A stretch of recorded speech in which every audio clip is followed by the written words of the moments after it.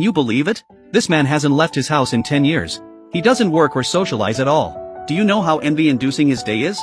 At 10 in the morning, 33-year-old Kato slowly gets out of bed. He hasn't left his house for almost 10 years now. Currently living in an apartment in Kobe, Japan.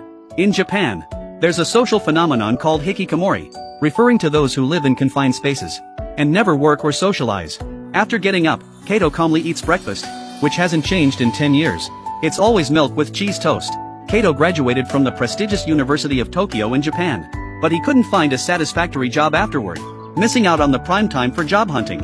So, he was forced to work at a TV station to make a living, but it was far from the career he envisioned before graduation, making him feel disillusioned. After breakfast, he goes to the computer room and spends most of his time reading news and gathering information about games. Because he doesn't have financial stability, he often needs financial help from his parents, which makes him too ashamed to even see them, and unwilling to socialize with friends. Gradually, he became a recluse. Kato earned 930,000 yen by writing novels, and with his parents' retirement pension, he barely manages to sustain his life. At 2 in the afternoon, he starts preparing lunch. Since he lacks cooking experience and can't afford meat economically, he usually just cooks vegetables or eats canned food directly. From his physique, it's obvious that he's suffering from malnutrition.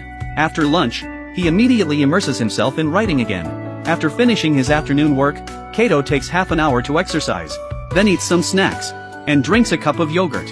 At 10 in the evening, it's his dinner time. His dinner is also very simple, but even after eating the same thing for 10 years, he has never felt tired of it.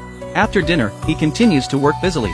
I believe that if he's willing to reintegrate into society, he'll definitely be able to adapt quickly. That's a day in the life of a recluse in Japan. Do you envy his life?